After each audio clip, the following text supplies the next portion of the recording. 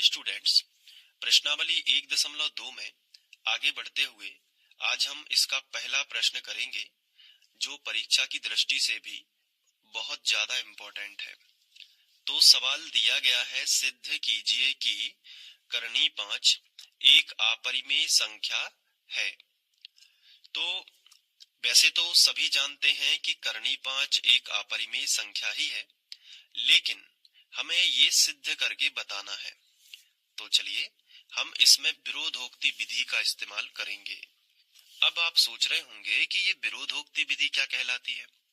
विरोधोक्ति विधि हम दिए हुए का विपरीत मानते हैं, मतलब जो हमें सवाल में दिया रहता है हम उसका विरोध करते हैं, उसे हम विरोधोक्ति विधि कहते हैं।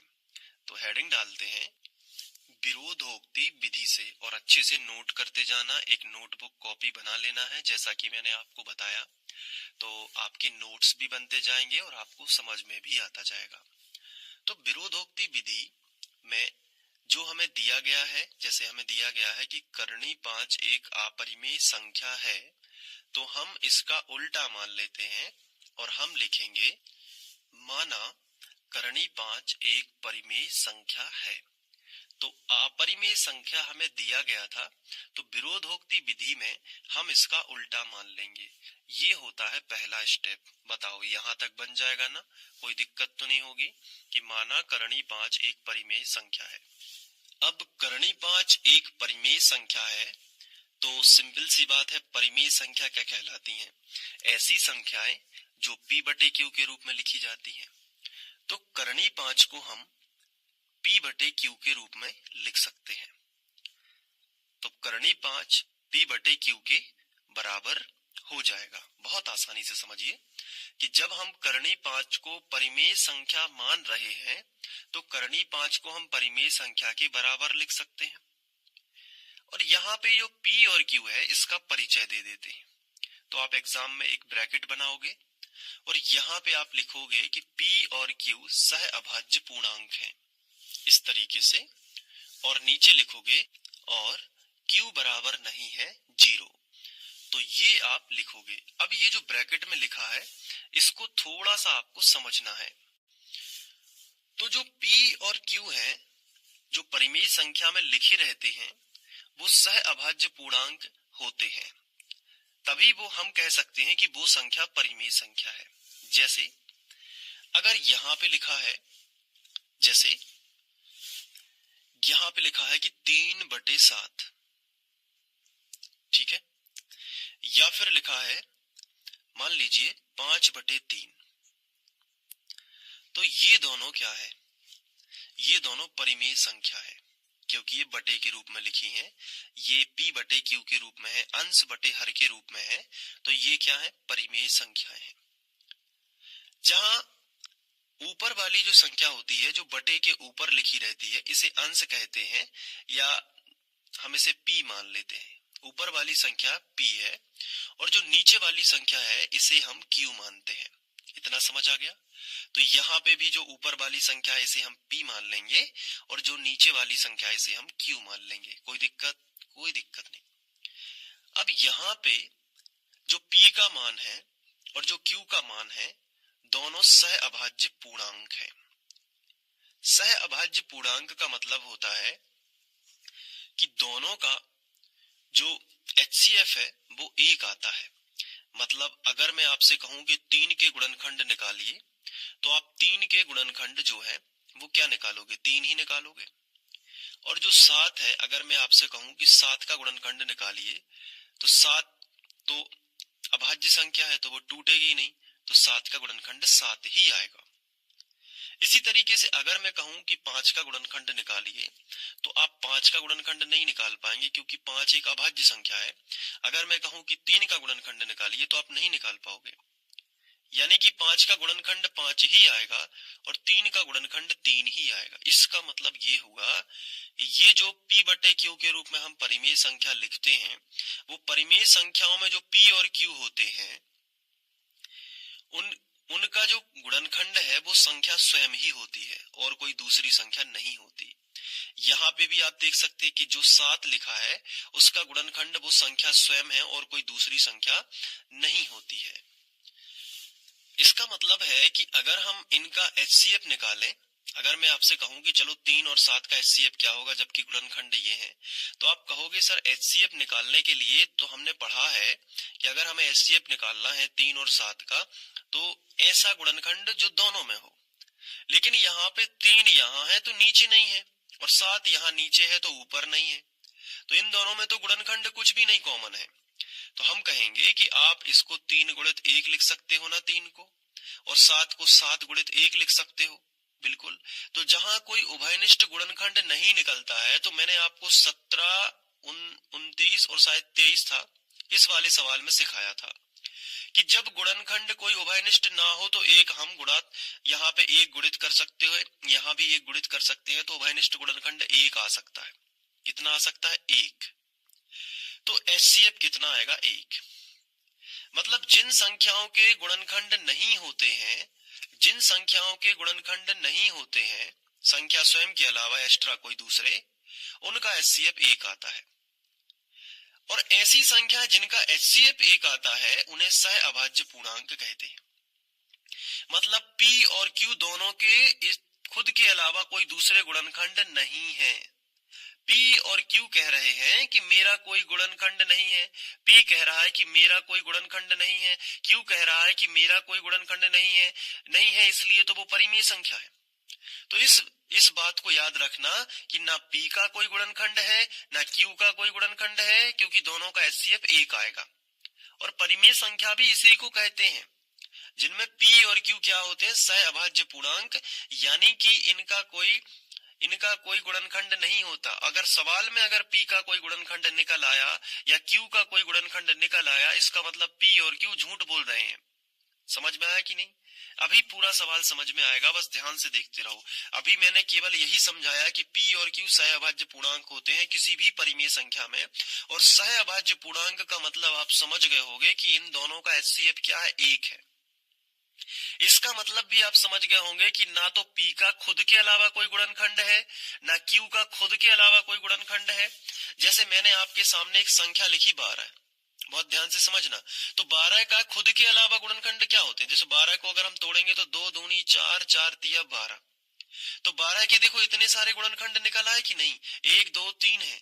लेकिन अगर मैंने कहा चलो 17 के गुणनखंड निकालो, तो आप कहोगे सर 17 का तो 17 ही होता है, तो 17 का स्वयं के अलावा कोई दूसरा गुणनखंड नहीं है। अगर मैंने कहा 29 का गुणनखंड निकालो, तो आप कहोगे सर 29 के गुणनखंड क्या निकाल दे? 29 ही रहता है, ये टूटता ही नहीं है, इसको कहीं से भी भाग नहीं दिया जा सकता। 29 अभाज्य संख्या है, तो 29 का संख्या स्वयं 29 के अलावा कोई दूसरा गुणनखंड नहीं है। इसलिए ये दोनों क्या है? सहअभाज्य पूर्णांक है, क्योंकि दोनों का HCF एक आने वाला है, क्योंकि इसके गुणित में भी हम एक लिख सकते हैं, इसके गुणित में भी एक लिख सकते हैं। तो HCF कितना आएगा? HCF एक आएगा। तो आप मायने समझ में आए इस ब्रैकेट के? बहुत डीपली अगर समझोगे तो ही ऐसे सवालों को कर सकते हो। रटने में तो सभी बच्चे रट रहे हैं, आप इसको समझो, क्योंकि आपका अगर टीचर आपसे क्लास में पूछता है कि सहअभाज्य पूर्णांक का मतलब क्या है, तो बेटा आप उसको बता सको। तो अभी तक हमने ये जाना कि P और Q, ना P का कोई गुणनखंड है ना Q का कोई गुणनखंड है। चलिए आगे अब नया स्टेप आगे बढ़ाते हैं।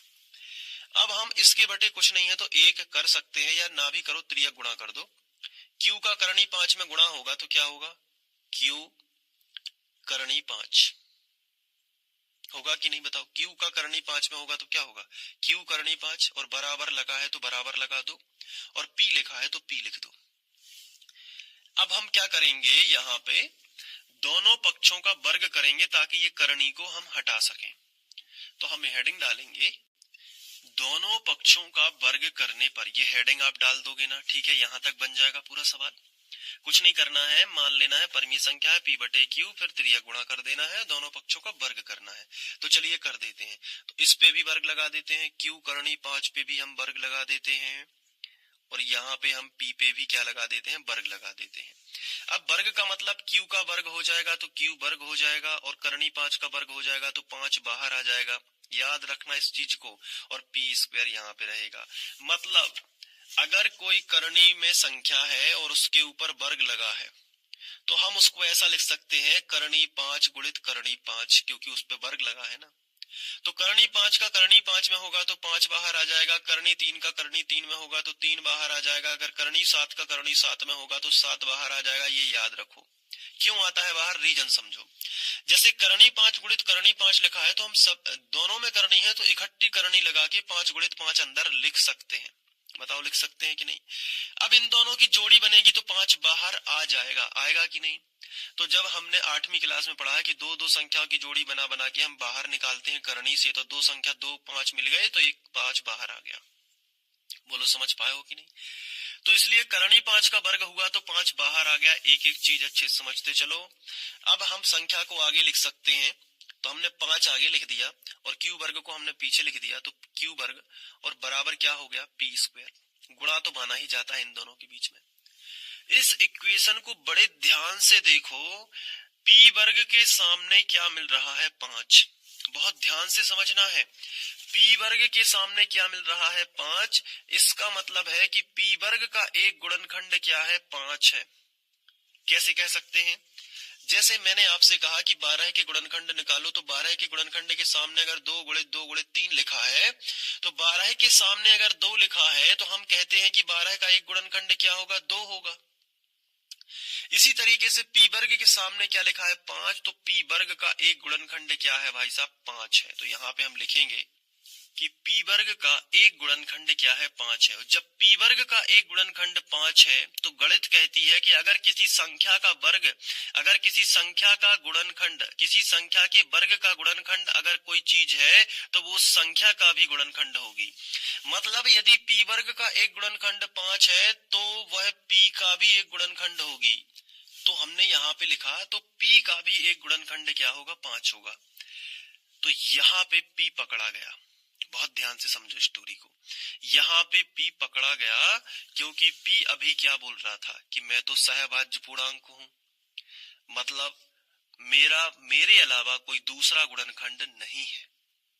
लेकिन यहाँ पे पी का एक गुणनखंड 5 निकल के सामने आ गया। इसका मतलब है कि पी परिमेय संख्या वाला नहीं है। अब अगर हमने ये सिद्ध कर दिया कि क्यू का भी एक गुणनखंड कुछ ना कुछ होगा, तो ना पी सच्चा है ना क्यू सच्चा है, क्योंकि पी और क्यू अगर परिमेय संख्या तभी है जब ये सहभाज्य पूर्णांक है, मतलब इनका एचसीएफ 1 हो, इनका कोई गुणनखंड ना हो। लेकिन अगर पी का कोई गुणनखंड सवाल में पाया जा रहा है और क्यू का कोई गुणनखंड सवाल में पाया जा रहा है, इसका मतलब पी बटे क्यू दोनों ही परिमेय संख्या नहीं है, क्योंकि पी और क्यू दोनों के गुणनखंड है। तो यहाँ पे हमें पकड़ में आ गया पी।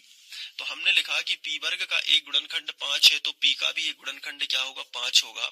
तो हमने यहाँ पे एक चीज लिखी कि जब किसी संख्या का कोई गुणनखंड अगर है, जैसे 5 है, तो इस चीज को समझो। जैसे 12 के गुणनखंड क्या बताता हूं मैं, 2 गुणित 2 गुणित 3। तो अगर 12 का एक गुणनखंड 2 है तो क्या उसके अलावा भी और भी गुणनखंड हो सकते हैं, तो बाकी की जितनी भी संख्याएं हैं उनको हम m मान लेते हैं। तो हम अगर p का एक गुणनखंड 5 है तो हम p के बराबर ऐसा लिख सकते हैं 5m, कि एक गुणनखंड तो 5 होगा, इसके अलावा जो बाकी की संख्याएं हैं उनको हमने m मान लिया। जैसे 12 का एक गुणनखंड 2 होगा, लेकिन जो बाकी की संख्याएं उनको हमने क्या मान लिया, m मान लिया। तो ऐसा कब होता है, जब किसी संख्या का कोई गुणनखंड है। जैसे यहाँ पे है p का एक गुणनखंड क्या है, 5 है, तो हमने लिखा कि p का एक गुणनखंड 5 है, तो 5 तो p के बराबर 5 तो लिख सकते हैं, लेकिन इसके गुणा में और जो रेस्ट संख्या, जो बची हुई संख्या होंगी उनको हम m मान लेते हैं, क्योंकि हमें वो पता नहीं है। तो हमने क्या माना, m। अब जो ऊपर p वर्ग है, यहाँ पे हम इसको समीकरण 1 बना देंगे और जो p का मान है 5m हम यहाँ पे रख देंगे, तो q की पोल भी खुल जाएगी कि q का भी कोई ऐसा गुणनखंड होगा।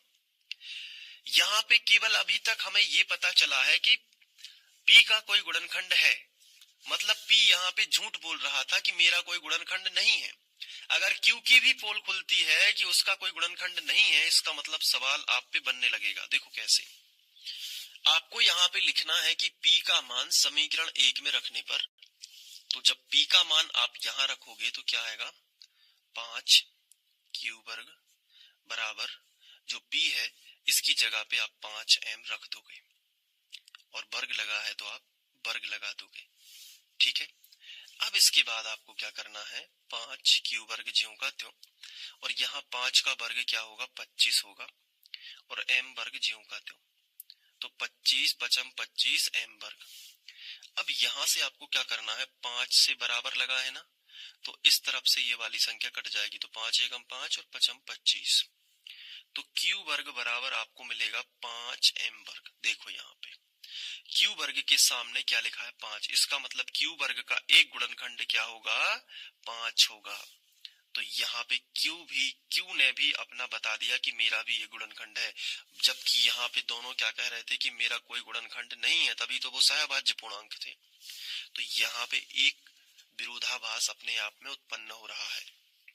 क्या हो रहा है, यहाँ पे हम लिखेंगे कि Q वर्ग का एक गुणनखंड 5 है, तो Q का भी एक गुणनखंड क्या होगा, 5 होगा, क्योंकि जब किसी संख्या का वो गुणनखंड है, किसी संख्या के वर्ग का अगर वो गुणनखंड है, तो वो संख्या का भी होगा, ये गणित कहती है। मतलब यहाँ पे P का भी एक गुणनखंड निकल के आया है, इसे हम अगर फर्स्ट कथन मान लें, और ये इस वाले कथन से पता चल रहा है कि Q का भी एक गुणनखंड है 5, इसे हम सेकंड कथन मान लें, तो इस हिसाब से तो P और Q दोनों के गुणनखंड है, मतलब P का भी गुणनखंड है और Q का भी गुणनखंड है यहाँ पे। तो हम कह सकते हैं कि कथन 1 व 2 से स्पष्ट है कि P और Q सहअभाज्य पूर्णांक नहीं है, P और Q सहअभाज्य पूर्णांक नहीं है, अतः P बटे Q परिमेय संख्या नहीं है, तो अतः P बटे Q परिमेय संख्या नहीं है। और जब ये परिमेय संख्या नहीं है, इसका मतलब ये हुआ कि ये भी परिमेय संख्या नहीं होगी। तो इससे क्या सिद्ध हुआ कि ये जब परिमेय संख्या नहीं है तो ये क्या है, अपरिमेय संख्या ही है। तो जैसा कि सवाल में दिया गया था कि ये एक अपरिमेय संख्या है, तो ये सिद्ध हो गया ना कि हाँ ये अपरिमेय ही है, क्योंकि इसके बराबर में ये ही नहीं है जब परिमेय, तो ये अपरिमेय है, तो ये भी क्या होगी, बराबर में है ना, तो ये भी अपरिमेय होगा। तो यहाँ पे हम लिखेंगे अतः करणी 5 भी परिमेय संख्या नहीं है, परिमेय संख्या नहीं है, बल्कि अपरिमेय संख्या है, बल्कि अपरिमेय संख्या है। और यहाँ पे लिख सकते हो सिद्ध।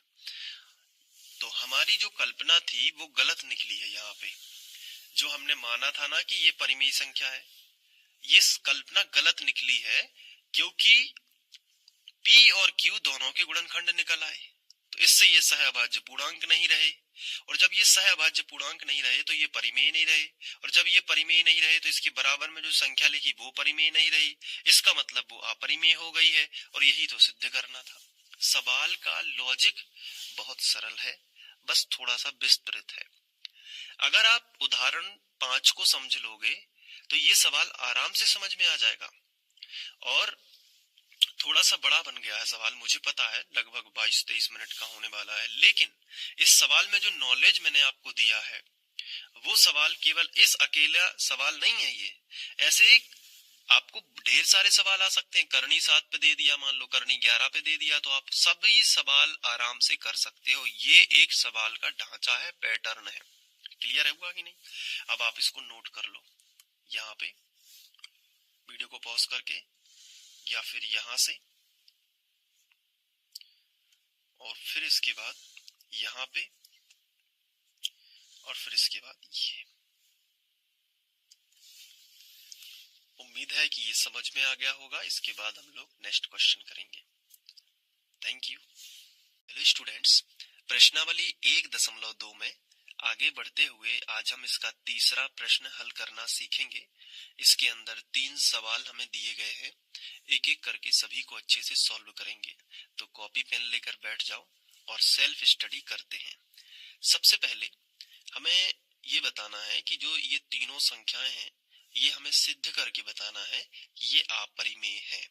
ठीक है, तो जैसा हम पहले करते थे, पहला और दूसरा क्वेश्चन हमने किया है, बिल्कुल वैसे ही करना है। एक एक सवाल पे फोकस करते हुए पढ़ना है। तो जो यहाँ पे पहला सवाल है उसको हमने अलग से लिख लिया। अब इस सवाल को बहुत अच्छे से समझते हैं। सबसे पहले हम दिए हुए का विपरीत मानते हैं, यानी विरोधोक्ति विधि से। सबसे पहले हमने हेडिंग डाली विरोधोक्ति विधि से, और जो हमें दिया गया है उसका उल्टा मान लेते हैं। हमें ये दिया गया है कि 1/2 अपरिमेय संख्या है, तो इसका उल्टा मान लो। लिखेंगे माना 1/2 एक परिमेय संख्या है। अब परिमेय संख्या होगी तो P/Q के बराबर लिख सकते हैं। परिमेय संख्या ऐसी संख्या है जो P/Q के रूप में हो, तो पहले हमने यही लिख दिया कि 1/2, फिर हमने बराबर का चिन्ह लगा दिया। यहाँ पे आपको लिखना है P और बटे में लिख देना है Q। बोलो इतना बन जाएगा कि जब परिमेय संख्या है तो इस संख्या को हम P/Q के रूप में लिख सकते हैं। बन जाएगा ना इतना। अब इसके बाद हम करते हैं त्रियक गुणा, लेकिन उसके पहले P और Q की जानकारी देते हैं। तो हम एक ब्रैकेट में लिखेंगे कि जहां P और Q सह अभाज्य पूर्णांक हैं और Q बराबर नहीं है 0। ये इसका क्या मतलब होता है, मैंने आपको पिछले सवालों में भी बताया है कि जो P और Q होते हैं इनका कोई गुणनखंड नहीं होता, या फिर हम कह सकते हैं कि P और Q दोनों का महत्तम समापवर्तक 1 होता है। जैसे आपने संख्याएं देखी होंगी, जैसे 17 या फिर 29 या फिर 11, है ना, या फिर 19। इन संख्याओं के अगर मैं आपसे कहूं कि गुणनखंड तोड़ के बताइए तो आपका क्या जवाब होगा?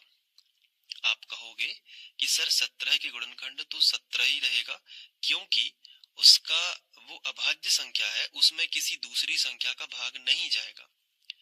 उसी तरीके से 29 में भी आप कहोगे, उसी तरीके से इसमें भी आप वही कहोगे कि इसमें 29 का गुणनखंड 29 ही होगा, 11 का गुणनखंड 11 ही होगा, 19 का गुणनखंड 19 ही होगा।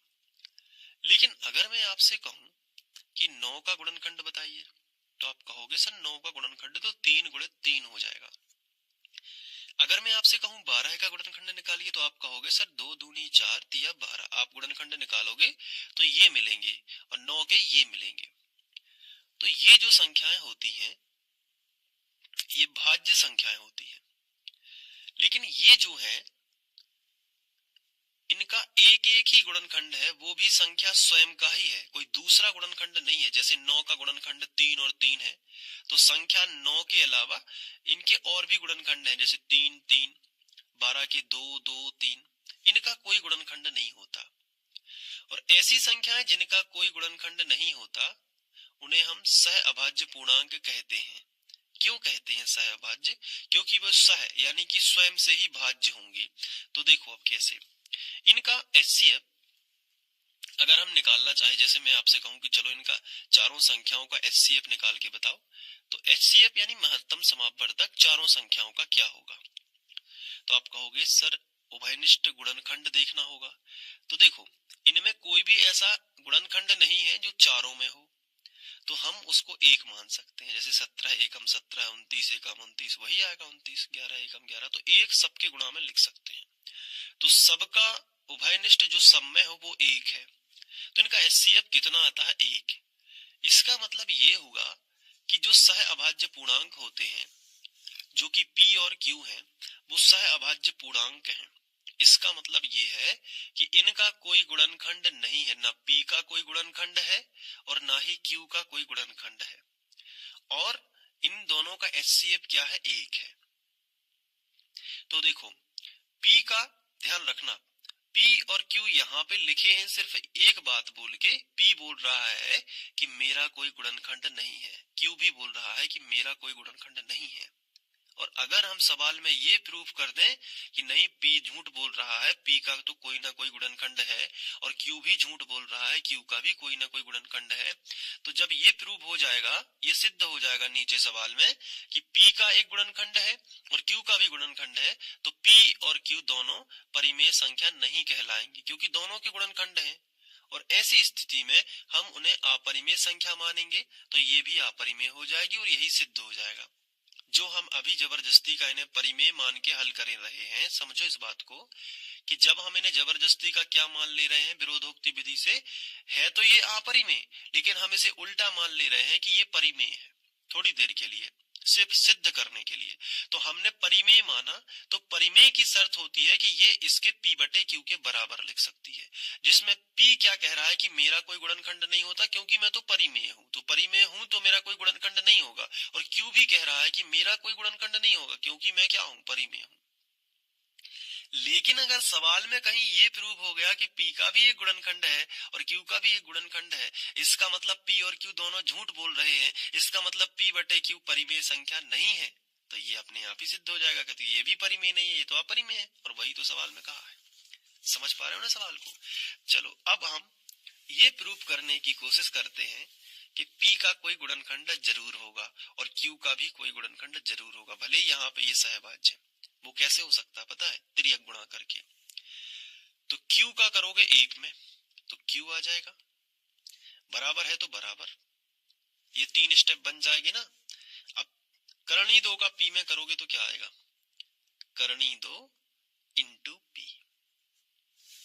अब दोनों पक्षों का आपको वर्ग करना है, तो दोनों पक्षों का वर्ग करने पर हमने ये भाषा लिख दी, तो q के ऊपर भी क्या आ जाएगा, वर्ग, और यहाँ पे भी होगा करनी 2 इंटू p का भी क्या हो जाएगा, वर्ग हो जाएगा। तो कोष्टक पे लगा दिया।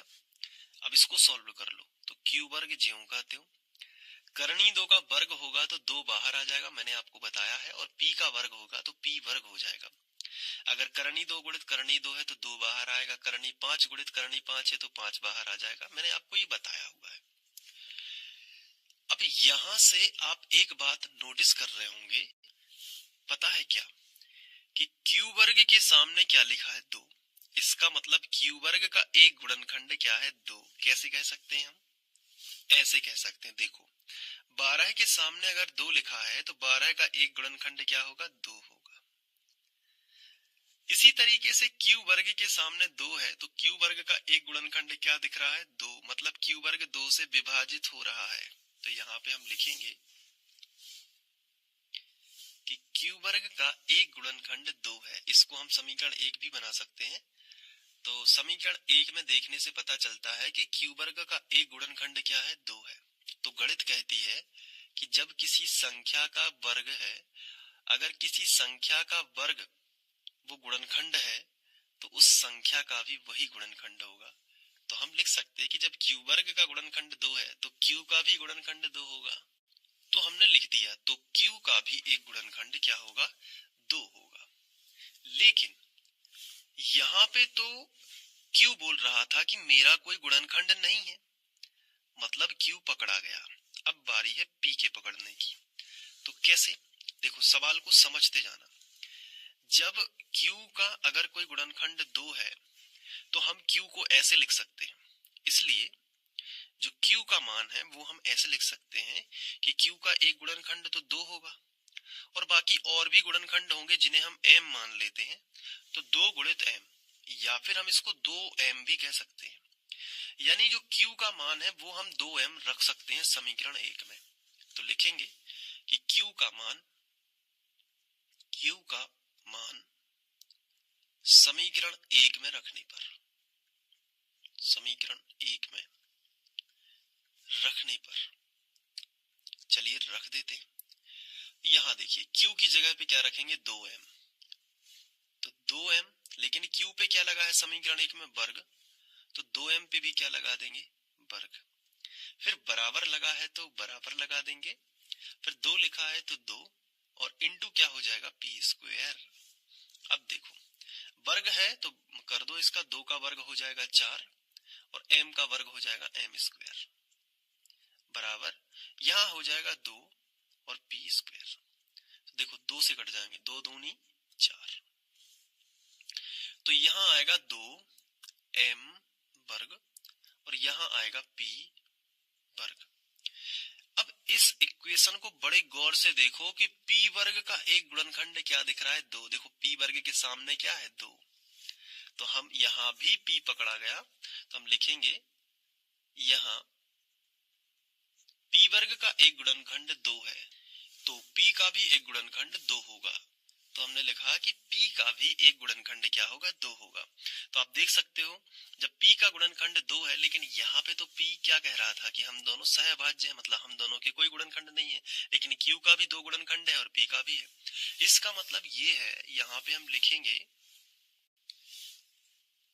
इसलिए P और Q सहअभाज्य पूर्णांक नहीं है, अर्थात हमारी कल्पना गलत है, हमारी कल्पना गलत है और जो सवाल में दिया गया था वही सही है। सवाल में क्या दिया गया था, और 1/2 अपरिमेय संख्या ही है। क्या है? अपरिमेय संख्या ही है। ये होगा इसका सॉल्यूशन। अब आप इसको नोट कर सकते हो, मैं यहां से दिखा देता हूं। ये देखिए, यहां से लिखिएगा, इसके बाद यहाँ पे, फिर इसके बाद यहाँ, वीडियो को पॉज कर करके लिखना है, फिर इसके बाद यहाँ पे। उम्मीद है कि ये सवाल आप अच्छे से कर लोगे, 1 से 2 बार ऐसी प्रैक्टिस कर लेना, बनने लगेगा। ठीक है, इसके बाद हम दूसरा सवाल करेंगे। Thank you.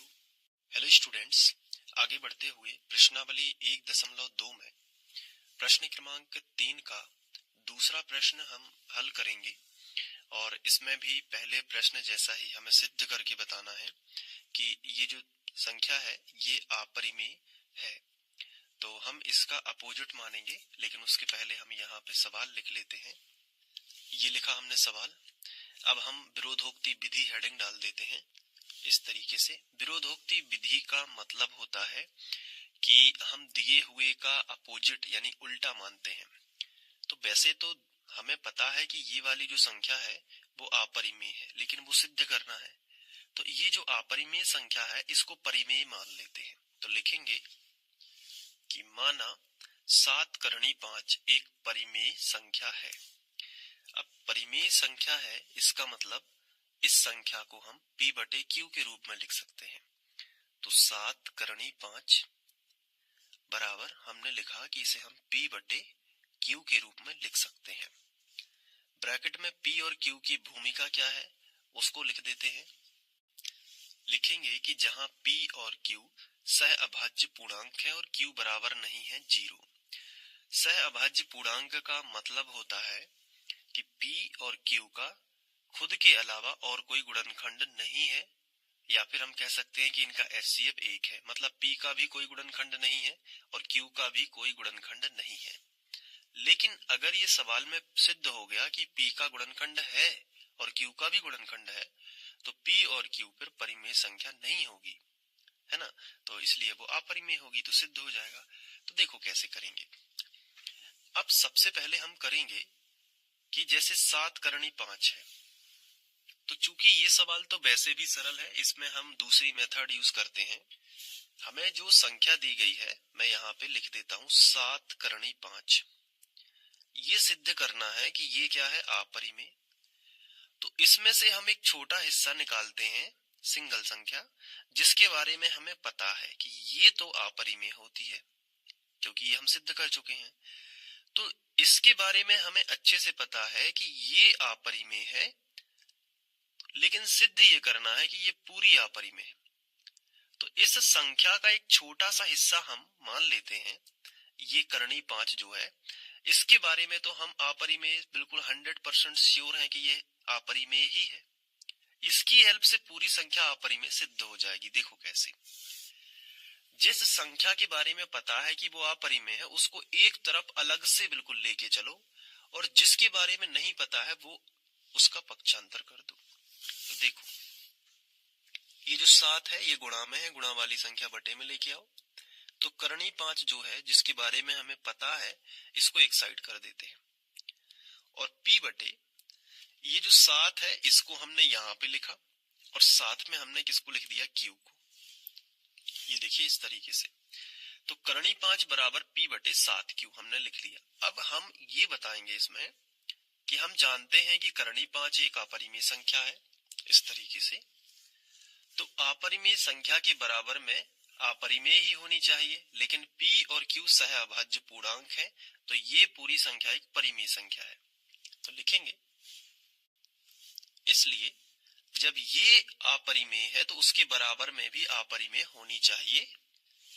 परंतु हम जानते हैं कि ये परिमेय संख्या है। हमने लिखा कि ये अपरिमेय होनी चाहिए, परंतु हम ऐसे किसी भी संख्या को नहीं कह सकते या कि अपरिमेय है, क्योंकि p और q तो सहभाज्य पूर्णांक है।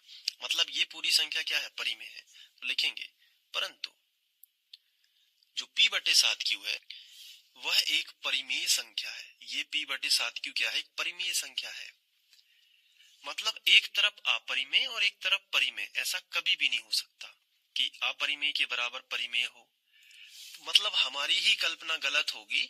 तो हम यहाँ पे लिखेंगे जो हमने कल्पना की है ना कि ये परिमेय संख्या है, तो ये परिमेय संख्या नहीं है, ये अपरिमेय ही होगी, क्योंकि यहाँ पे विरोधाभास आ रहा है। तो लिखेंगे अतः हमारी कल्पना गलत है। और फिर लिख दिया क्वेश्चन कि अतः 7 करनी 5 एक अपरिमेय संख्या ही है और यही हमें सिद्ध करके दिखाना है। तो लिख दिया सिद्ध हुआ। अब आप इसको नोट कर लीजिएगा यहां से, फिर इसके आगे ये वीडियो को पॉज करके, ठीक है। और फिर ये इसके बाद हम नेक्स्ट क्वेश्चन करेंगे। Thank you. हेलो स्टूडेंट्स, प्रश्नावली 1.2 में आगे बढ़ते हुए अब हम प्रश्न क्रमांक 3 का ये आखिरी क्वेश्चन करेंगे और ये प्रश्नावली का भी आखिरी प्रश्न है और ये चैप्टर का भी आखिरी प्रश्न है। तो बहुत अच्छे से समझना है। सबसे पहले हम ये जो प्रश्न है वो अलग से लिख लेते हैं। तो ये जो प्रश्न है हमने अलग से लिख लिया। अब इसमें हमें सिद्ध करके बताना है कि ये जो संख्या लिखी है ना आपके सामने, ये अपरिमेय संख्या है। कौन सी संख्या है, अपरिमेय संख्या। तो हम अपरिमेय संख्या सिद्ध करना है तो पहले हम इसे परिमेय मान लेंगे और दिए गए का विरोध करेंगे। तो हम लिखेंगे माना 6 प्लस करनी 2 एक परिमेय संख्या है। तो इस तरीके से हमने लिखा। अब परिमेय संख्या है तो इसे p बटे q के रूप में लिख सकते हैं, यानी कि 6 प्लस करनी 2 बराबर p बटे q। अब बहुत ध्यान से समझना कि इन दोनों में से ये जो पूरी संख्या है इसमें से हमें एक चीज के बारे में अच्छे से पता है कि ये जो करनी 2 है ये तो अपरिमेय है, क्योंकि हम सिद्ध भी कर चुके हैं। तो ये पूरी संख्या इस अकेली संख्या की हेल्प से सिद्ध हो जाएगी कि ये पूरी भी अपरिमेय है। अगर ये अपरिमेय है तो ये पूरी संख्या भी अपरिमेय होगी। देखो कैसे, जिस संख्या के बारे में तुम्हें पता है वो एक तरफ लिखो, बाकी सबका पक्षांतर करो। तो करनी 2 के बारे में पता है कि ये अपरिमेय है तो इसको एक तरफ लिख दो और बाकी सबका पक्षांतर करो, यानी कि p बटे q और माइनस कर दो 6। ये प्लस का 6 है ना, इस तरफ इसको माइनस कर दो। अब इसके बाद इसका एलसीएम ले लो। तो करनी 2 बराबर ये जो बटे का q है ना ये इसमें गुणा करेगा तो सबके बटे q आ जाएगा, इसे एलसीएम कहते हैं। तो p तो ज्यों का त्यों, माइनस है तो माइनस ज्यों का त्यों। q का 6 में गुणा करोगे तो क्या आएगा 6q और बटे कितना आ जाएगा, बटे आएगा q। तो देखो हमें अच्छे से पता है कि करनी 2 अपरिमेय संख्या है। तो हम यहाँ पे लिखेंगे कि हम जानते हैं कि करनी 2 एक अपरिमेय संख्या है। तो ये वाली जब अपरिमेय है तो ये भी अपरिमेय होनी चाहिए। तो हम लिखेंगे इस तरीके से कि ये वाली भी अपरिमेय होना चाहिए, परंतु ये अपरिमेय नहीं है क्योंकि p और q सहभाज्य पूर्णांक है। अगर आप p और q के बारे में यहाँ पे लिखना चाहते हो तो लिख सकते हो कि p और q सहभाज्य पूर्णांक है और q बराबर नहीं है 0। इस हिसाब से p और q अगर सहभाज्य पूर्णांक है तो ये अपरिमेय कभी भी नहीं हो सकती। तो लिखेंगे परंतु p माइनस 6q बटे q एक परिमेय संख्या है। तो ये लिख दिया। तो एक तरफ तो परिमेय है और एक तरफ अपरिमेय है, मतलब एक दूसरे का अपोजिट है। तो अपरिमेय संख्या के बराबर कभी भी परिमेय संख्या नहीं हो सकती। अपरिमेय के बराबर अपरिमेय होनी चाहिए और परिमेय के बराबर परिमेय होनी चाहिए। मतलब यहाँ पे क्या है लेकिन विरोधाभास, अपरिमेय के बराबर क्या है, परिमेय है। लिखेंगे यहाँ विरोधाभास उत्पन्न है, अतः हमारी कल्पना गलत है। यहाँ विरोधाभास उत्पन्न हो रहा है और हमारी कल्पना गलत है। और जो 6 प्लस करनी 2 जो सवाल में था वह एक अपरिमेय संख्या ही है। तो इस प्रकार से सवालों को हम कर सकते हैं। बेसिकली आपने देखा होगा कि जितने भी हमने सवाल किए हैं उसमें एक ही लॉजिक हर जगह लग रहा है। तो अगर आपने उदाहरण 5 से पूरा अभी तक देखा होगा तो आपने एक बात नोटिस करी होगी कि सिर्फ एक एक ही चीज हर जगह लग रही है। तो आप उदाहरण 5 अच्छे से समझ लेंगे तो पूरे सवाल भी अच्छे से बन जाएंगे। अब आप इसको नोट कर लीजिए, यहाँ से वीडियो को पॉज करके, फिर यहाँ पे, इसके बाद यहाँ पे, और अध्याय 1 जो है वो समाप्त होता है। अब हम अध्याय 2 की तरफ बढ़ेंगे, लेकिन अध्याय 1 का रिवीजन अच्छे से करते रहना। ऐसा ना हो कि अध्याय 1 आप बीच में ही छोड़ दें या पूरा रिवीजन ना करें। तो इसलिए मैंने नोटबुक बनवाई है ताकि आपको बार बार वीडियोस देखने की जरूरत ना पड़े। जिस सवाल में आपको टेंशन हो रही है वो आप देख सकते हो, या फिर आप वीडियो देख के, अगर आपकी हैबिट है कि मैं वीडियो देख के ही रिवीजन करूंगा, तो आप 2 की स्पीड में या फिर 1.5 की स्पीड में वीडियो चला के रिवीजन कर सकते हो।